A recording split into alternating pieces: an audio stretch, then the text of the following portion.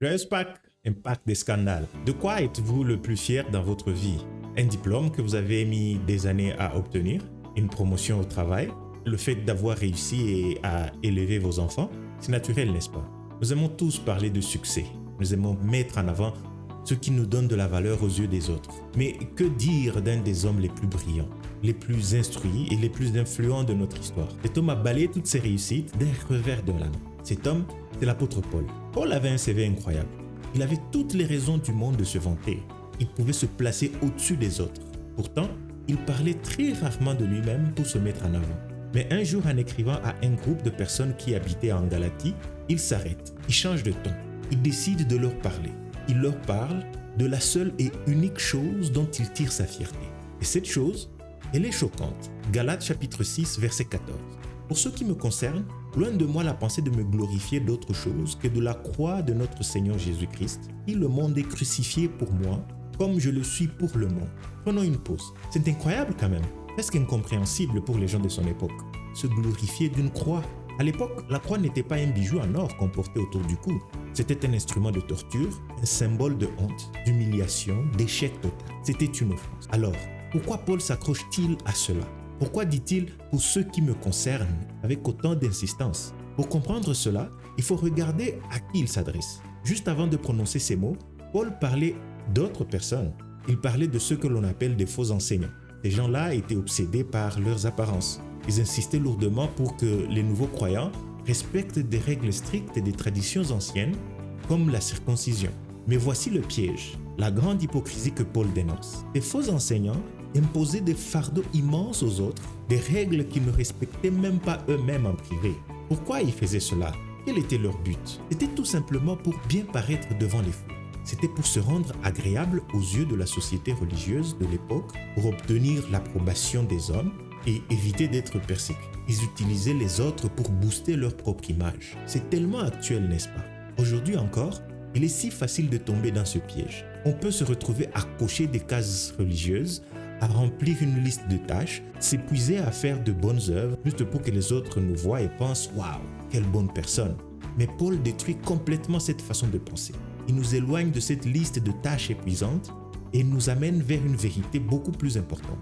Regardez ce qu'il ajoute au verset 15. « Car ce n'est rien que d'être circoncis ou incirconcis. Ce qui est quelque chose, c'est d'être une nouvelle créature. » Et voilà la clé. La vraie question n'est pas de savoir ce qu'on fait pour impressionner les gens. La vraie question n'est pas de savoir si on a coché toutes les cases de la bonne morale. Ce qui compte réellement, la seule chose qui a une valeur éternelle, c'est ce que nous sommes. Mais alors, qu'est-ce que cela signifie vraiment? Être une nouvelle créature. Et comment cette fameuse croix, cette offense, est-elle le seul moyen d'y parvenir? C'est exactement ce que nous allons découvrir. Mettons-nous une seconde à la place des Galates. D'un côté, ils avaient entendu l'apôtre Paul. Paul était venu leur apporter une bonne nouvelle, une nouvelle incroyable, une bouffée d'air frais. Il leur disait qu'il suffisait de croire en Jésus-Christ et en l'œuvre accomplie sur la croix pour être totalement pardonné et accepté par Dieu. Rien de plus. C'était la liberté absolue. Mais ensuite, une fois Paul parti, d'autres enseignants sont arrivés. Des hommes très sérieux, très éloquents, qui avaient l'air de tout savoir. Et ces hommes leur ont dit « Paul est bien gentil, son message est beau, mais ce n'est pas suffisant. Vous devez retourner aux anciennes lois. Il faut vous faire circoncire. Il faut remplir cette longue fiche de commandements pour que Dieu vous aime vraiment. » En peu de mots, les Galates étaient perdus. Ils étaient tiraillés, plongés dans une confusion totale. Qu'est-ce qu'ils devaient faire? Qui devaient-ils croire? L'homme qui leur offrait la liberté par la grâce ou ceux qui leur imposaient le poids de la religion? Et soyons totalement honnêtes, cette même confusion existe encore aujourd'hui.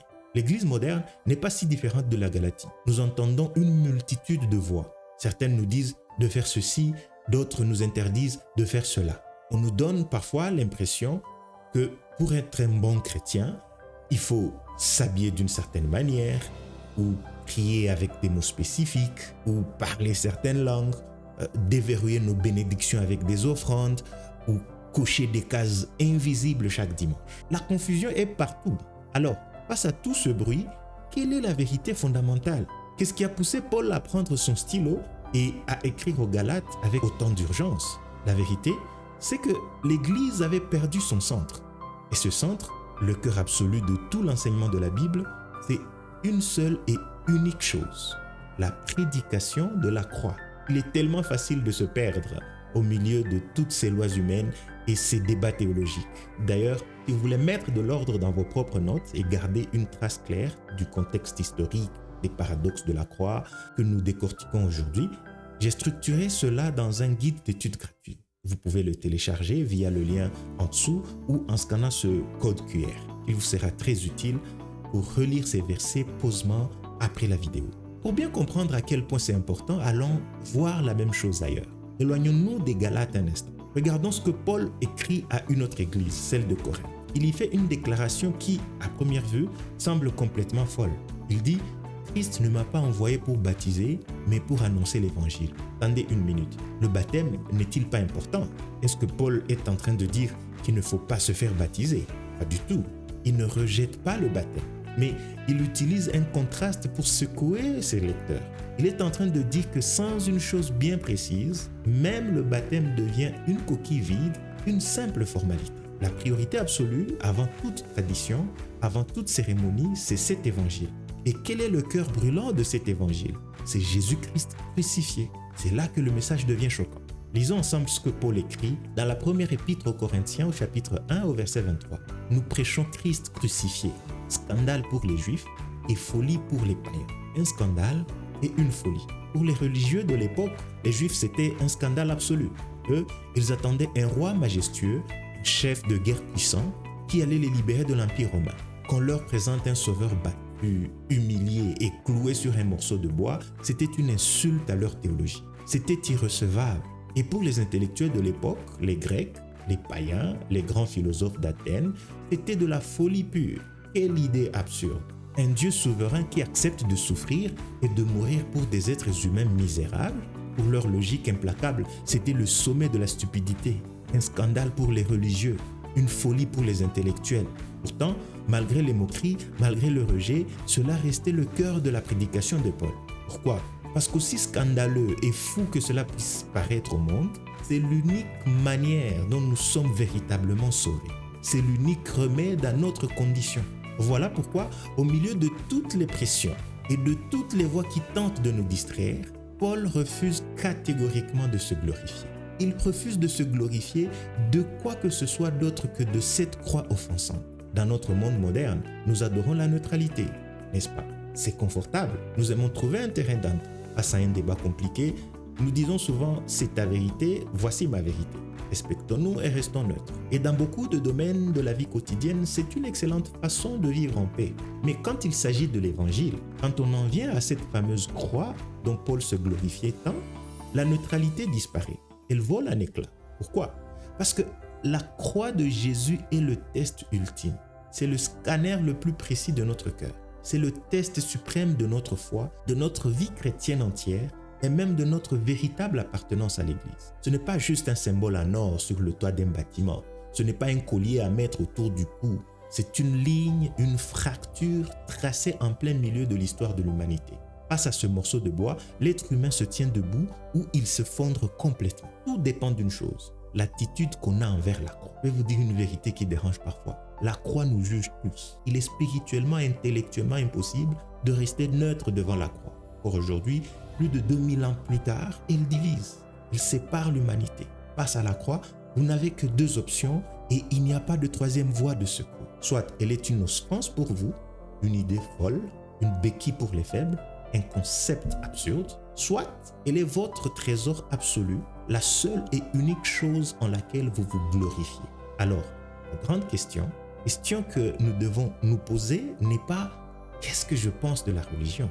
La vraie question est « qu'est-ce que cette croix fait de moi ?» Est-ce que nous savons où nous sommes vraiment? Est-ce qu'on est neutre? Peut-être qu'on la garde à une certaine distance en la respectant de loin comme un bel événement historique sans la laisser influencer notre vie. Si c'est le cas, avec beaucoup de respect, c'est une illusion complète. Cette neutralité n'existe pas. Elle doit être soit une offense qui nous repousse, soit la gloire qui nous attire. Parce qu'au final, c'est elle qui nous sauve, uniquement elle. Affirmer cela avec autant d'assurance, ça a coûté très cher à l'apôtre Paul. Cela lui a posé énormément de problèmes. Cet homme brillant se tenait au milieu des grands philosophes parfois. Il était parmi des penseurs de son époque. Qu'est-ce qu'il a récolté en prêchant ça? Des moqueries, des rires chargés de mépris. Son message a été rabaissé, considéré par plusieurs comme enfantin, ridicule pour les esprits éclairés de ce monde. Mais malgré la pression, malgré l'humiliation publique, Paul insistait. Il refusait de diluer son message. Pourquoi s'infliger une telle souffrance? Pourquoi ne pas arrondir les angles pour plaire à la foule?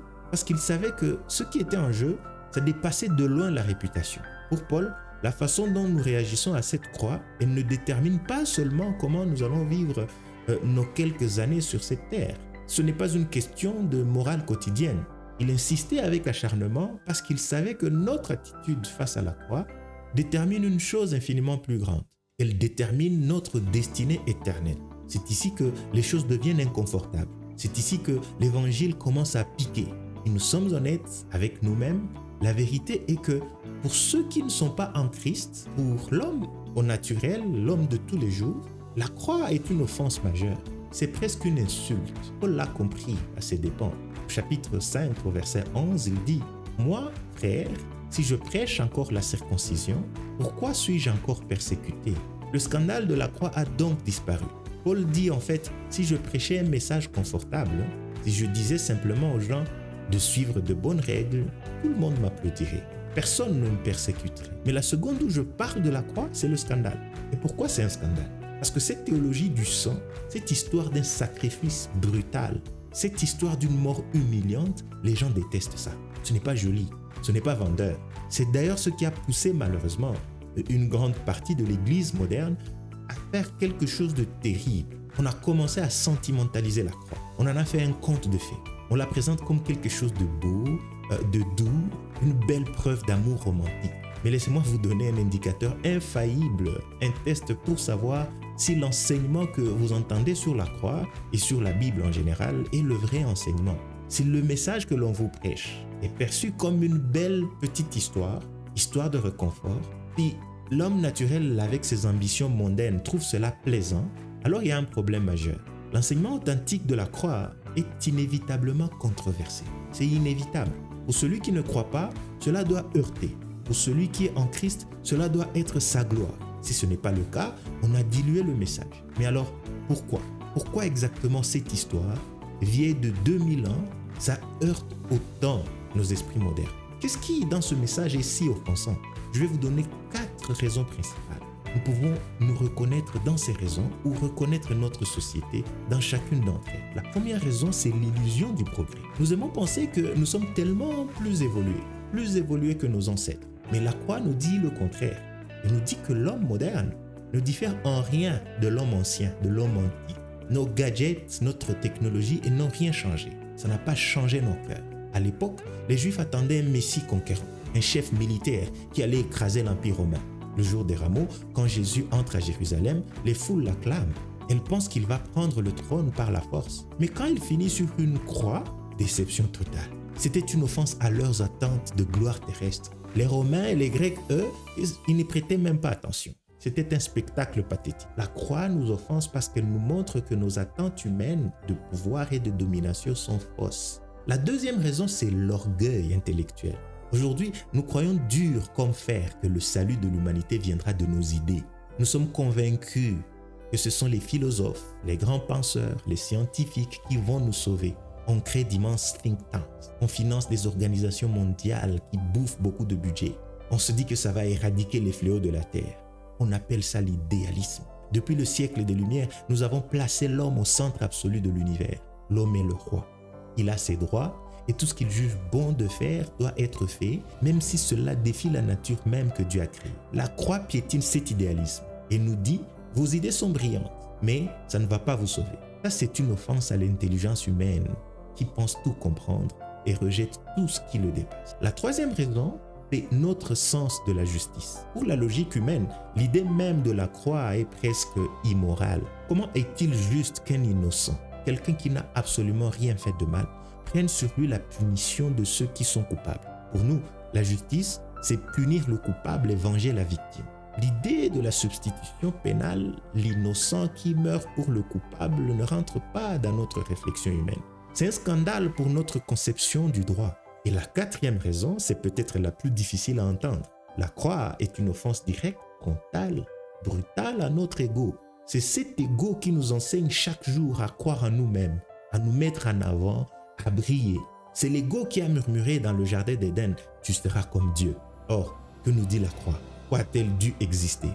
La croix existe pour une seule raison, une raison unique, parce que nous avons lamentablement échoué, parce que nous sommes pécheurs, parce que malgré toute notre technologie et notre philosophie, nous sommes complètement, totalement perdus. C'est dur à entendre, n'est-ce pas? L'homme déteste entendre ça. C'est la pire insulte pour nous de nous faire dire que nous sommes perdus. On préfère se rassurer. On regarde notre voisin, on se dit « Bon, ça va, je ne suis pas si mal. Il y a bien pire que moi. Je n'ai tué personne. Je peux faire des efforts, je vais m'en sortir. Moi, je vais bien.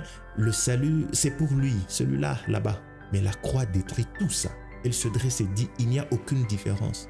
Peu importe à quel point vous pensez être tombé bas ou monté haut sur l'échelle de la moralité de l'humanité, cela ne compte pas. » L'évangile trace un trait. Il dit qu'il n'y a pas de différence entre le philosophe respecté et le pire des criminels. Tous, sans exception, sont perdus. La croix est une offense parce qu'elle ne se contente pas de nous dire que nous avons fait des erreurs. Elle nous dit « Tu as besoin d'aide et peu importe l'énergie que tu y mettras, peu importe les œuvres que tu feras, tu ne t'en sortiras jamais par tes propres moyens. » Elle dit ça à vous, à moi et au monde entier. Et ça, l'orgueil humain ne le supporte pas. Mais attendez, ne restons pas sur cette note sombre. Car s'il est vrai que la croix est une offense insupportable pour le monde, l'histoire est complètement différente pour le chrétien. Pour celui qui a été trouvé par Dieu, l'attitude face à la croix, c'est toute une autre chose. Le vrai chrétien, il ne se contente pas de croire en la croix. Il ne la tolère pas du tout du bout des lèvres. Il n'espère pas qu'on n'en parlera pas trop fort. Non, il s'en glorifie, il s'en vante, il s'en réjouit profondément. Il n'y a plus aucune trace de neutralité en lui. Avez-vous déjà vu un vrai fan de football, un vrai supporter? Quand son équipe joue, il ne se cache pas. Il porte le maillot avec fierté, même s'il est au milieu des supporters adverses. Il crie de joie, il défend chaque joueur. Il conteste le carton jaune ou rouge, il célèbre chaque victoire sans se préoccuper d'une seule seconde de ce que les autres vont penser de lui. Il n'a pas peur de déranger. Pourquoi? Parce que pour lui, son équipe est la meilleure. Point final. C'est exactement et même infiniment plus ce que ressent le croyant. Il n'a pas peur de dire au monde ce qu'il croit. Il ne cherche pas à imposer sa foi avec violence, mais il ne s'excusera jamais pour l'évangile. Pour lui, tout est dans cette croix, absolument tout. Rien dans l'univers n'a plus de valeur à ses yeux. Question que je vous pose de cœur à cœur, c'est est-ce que c'est notre cas? Est-ce que nous nous glorifions en elle avec cette même passion? Mais cela soulève une question importante. Pourquoi? Pourquoi se glorifier d'un instrument de mort? Qu'est-ce qui pousse un homme ou une femme à se vanter d'une chose aussi terrible? La réponse est simple. C'est à cause de ce qu'il voit en cette croix. Là où le monde ne voit qu'un échec pathétique et sanglant, le chrétien voit le spectacle le plus merveilleux, le plus grandiose que l'univers n'ait jamais connu. Demandez aux plus grands experts en art, aux plus grands metteurs en scène du théâtre ou du cinéma, d'écrire le scénario parfait. Demandez-leur comment mettre ensemble l'amour absolu et la peine infinie, la couronne de gloire et la couronne d'épines. Ils n'auraient jamais pu s'imaginer un tel chef-d'œuvre. Sur ce morceau de bois, nous assistons à un paradoxe totalement incompréhensible pour l'intelligence humaine. C'est le choc des extrêmes. C'est l'immortel qui accepte de mourir. C'est l'éternel, celui qui n'a ni commencement ni fin, qui choisit de s'éteindre doucement, doucement dans les ténèbres. L'apôtre Pierre le dit avec une phrase qui donne des frissons dans le livre des Actes des Apôtres au chapitre 3 au verset 15. Il regarde la foule et leur dit « Vous avez fait mourir le prince de la vie. » Prince de la vie, tué. Vous voyez le poids de ces mots? Celui qui a soufflé la vie dans les poumons du premier homme, celui qui maintenait les galaxies en place par sa parole suspendue là, dans la plus grande des faiblesses humaines. Celui qui possédait la forme de Dieu s'est laissé briser. Pourquoi ce spectacle est-il notre gloire? Parce que ce n'est pas la mort d'une simple victime tragique. C'est la mort de celui qui obéit parfaitement au Père. Il a pris tout notre échec, tous nos scandales à nous, il les a pris à son propre compte pour que la justice soit satisfaite et que le Père soit glorifié. Et quel était le moteur de tout ça? Qu'est-ce qui le motivait? Qu'est-ce qui l'a maintenu sur cette croix alors qu'il aurait pu appeler des anges pour le délivrer? Ce n'était pas les coups, c'était l'amour. Un amour pur, radical et irrationnel. La Bible dit en Romains 5, au verset 6 et au verset 8, « Car lorsque nous étions encore sans force, Christ autant marqué est mort pour des impies. Mais Dieu prouve son amour envers nous en ce que, lorsque nous étions encore des pécheurs, Christ est mort pour nous. » C'est cela que le chrétien contemple. L'auteur de la vie a accepté de mourir pour que moi, je puisse vivre. Il n'y a pas de plus grand événement dans toute l'histoire de l'humanité. Face à cela, comment pourrions-nous nous glorifier de notre compte en banque, de notre intelligence ou de nos petits succès? La croix est l'unique raison, la seule véritable raison pour laquelle l'homme a le droit de se glorifier. Nous voici donc arrivés à la pièce finale du puzzle, la réponse ultime. Voulez-vous par où nous avons commencé? Nous avons vu l'apôtre Paul rejeter toutes ces réussites humaines pour ne se glorifier que d'une seule chose, un instrument de torture, une offense totale pour le monde, une folie pour l'intellectuel et un scandale pour le religieux. Nous avons vu que cette croix, elle détruit notre ego car elle nous crie que nous-mêmes nous sommes perdus et incapables de nous sauver nous-mêmes. Paul a ajouté après en Galates 6 au verset 15, « Car ce n'est rien que d'être circoncis ou incirconcis. Ce qui est quelque chose, c'est d'être une nouvelle créature. Voici la récompense. Voici la vérité, celle qui clôture toute notre réflexion. Pourquoi la croix est notre seule gloire? Parce qu'elle est le seul endroit dans tout l'univers où dans l'ancienne version de nous-mêmes, cette version fatiguée, anxieuse, qui essaie de prouver sa valeur en cochant des cases religieuses, en cherchant l'approbation des hommes, cette ancienne version, elle meurt définitivement. Sur cette croix, Jésus n'a pas seulement payé une dette, il n'a pas payé une dette seulement abstraite. Il a emporté avec lui notre échec, notre honte, notre besoin d'avoir toujours raison et notre orgueil. Tout cela a été cloué avec lui. Et parce que ce fardeau meurt sur la croix, la place est libérée pour un miracle. Le miracle de la nouvelle naissance, la nouvelle créature. La croix n'est pas simplement un pont en bois pour échapper à l'enfer. C'est l'instrument divin qui enlève notre cœur endurci et nous donne un cœur nouveau. Vous ne ressortez pas de la croix en étant simplement quelqu'un de bien ou une meilleure version de vous-même. Vous en ressortez réellement recréé. Vous êtes une nouvelle création. Vos anciens désirs égoïstes s'effacent. Vous ne vivez plus pour impressionner, pour remplir une liste de commandements.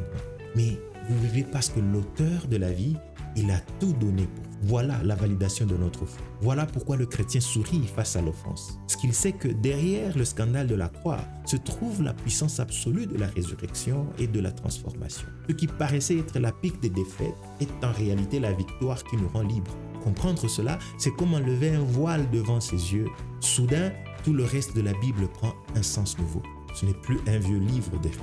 C'est l'histoire incroyable de Dieu qui restaure l'humanité. Et c'est exactement cette profondeur que nous cherchons à découvrir ensemble ici. C'est pourquoi nous étudions les mystères profonds des origines dans le livre de la Genèse et que nous décortiquons les lettres de Paul. La clé, c'est toujours de trouver comment ces vérités transforment notre réalité aujourd'hui. Alors, ne restez pas à la surface des textes. Il y a un trésor inépuisable à découvrir quand on refuse les explications simplistes. Si cette approche résonne en vous, si vous avez soif de clarté dans votre étude personnelle et que vous voulez aller plus loin, alors venez, étudions ensemble. J'ai préparé un guide d'études approfondi totalement gratuit, conçu pour vous accompagner pas à pas dans cette démarche. Vous verrez le lien juste en dessous dans la description ou en scannant ce code QR. Téléchargez-le, prenez le temps de l'explorer. L'offense de la croix est le point de départ de la plus belle des vies. Merci de m'avoir accordé votre temps et votre attention. Restez curieux, restez ancrés dans la parole et à très bientôt pour notre prochaine étude. Joyeuse Pâques!